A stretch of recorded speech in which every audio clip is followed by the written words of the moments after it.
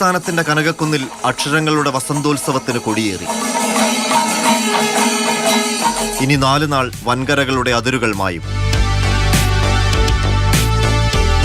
ലോകം അക്ഷരങ്ങളുടെ കൈപിടിച്ച് ഈ കുന്നിലേക്ക് കയറി വരും. ഇന്ന് വൈകിട്ട് 3 മണിക്കാണ് മാതൃഭൂമി അന്താരാഷ്ട്ര അക്ഷരോത്സവത്തിന്റെ ഔപചാരിക ഉദ്ഘാടനം. മലയാളത്തിന്റെ മഹാനടൻ മമ്മൂട്ടി തിരിതെളിക്കും. 4 ദിവസങ്ങളിലായി 400-ലധികം പ്രഭാഷകരും കലാസാംസ്കാരിക രാഷ്ട്രീയ നായകരുമാണ് അക്ഷരോത്സവ വേദിയിലേക്ക് എത്തുന്നത്.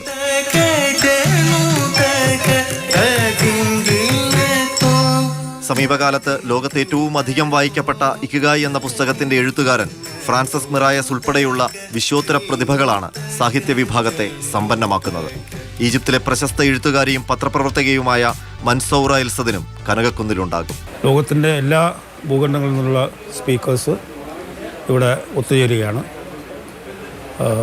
അതുപോലെ തന്നെ ഇന്ത്യയിലെ പ്രഗത്ഭരായ സാഹിത്യകാരന്മാരും പത്രപ്രവർത്തകരും എല്ലാ മേഖലയിൽപ്പെട്ട ആൾക്കാർ ഇവിടെ പങ്കെടുക്കുന്നുണ്ട്.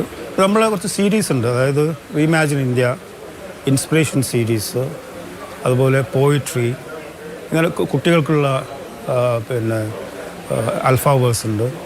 അതോടൊപ്പം തന്നെ വളരെ ഗൗരവമേറിയ വിഷയങ്ങളും ഇവിടെ ചർച്ചയ്ക്ക് വരുന്നുണ്ട്. ബഹുസ്വര സഞ്ചാരങ്ങൾ എന്നതാണ് ഇത്തവണത്തെ പ്രമേയം. എക്സ്പ്ലോറിംഗ് പ്ലൂറാലിറ്റി എന്നുള്ളതാണ് ഈ വർഷത്തെ തീം. വൈവിധ്യമാർന്ന അഭിപ്രായങ്ങളും വൈവിധ്യം നിറഞ്ഞ രാജ്യത്ത് വളരെ പ്രധാനപ്പെട്ട ഒരു ഘടകമാണ്. അതുകൊണ്ടാണ് വിവിധ വിഷയങ്ങളിൽ ആൾക്കാർ അവരുടേതായിട്ടുള്ള അഭിപ്രായങ്ങൾ ഇവിടെ പറയുന്നതും എല്ലാതരം ചർച്ചകളും ഇവിടെ സംഘടിപ്പിക്കുന്നത്.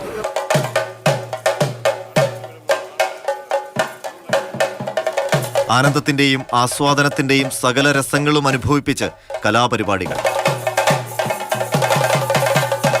ഇന്ന് വൈകിട്ട് 7-ന് തെന്നിന്ത്യയുടെ പ്രിയ ഗായകൻ ഹരിചരൺ തന്റെ ബാൻഡുമായി വേദിയിലെത്തും. അങ്ങനെ ക എന്ന വലിയ അക്ഷരമായി കനകക്കുന്ന് പരിണമിക്കുമ്പോൾ അടുത്തറിയാം വാക്കുകൾ കൊണ്ട് തുന്നിയെടുത്ത ബഹുസ്വരതയെ. മാതൃഭൂമി അക്ഷരോത്സവ വേദിയിൽ. മാതൃഭൂമി ന്യൂസ്, തിരുവനന്തപുരം.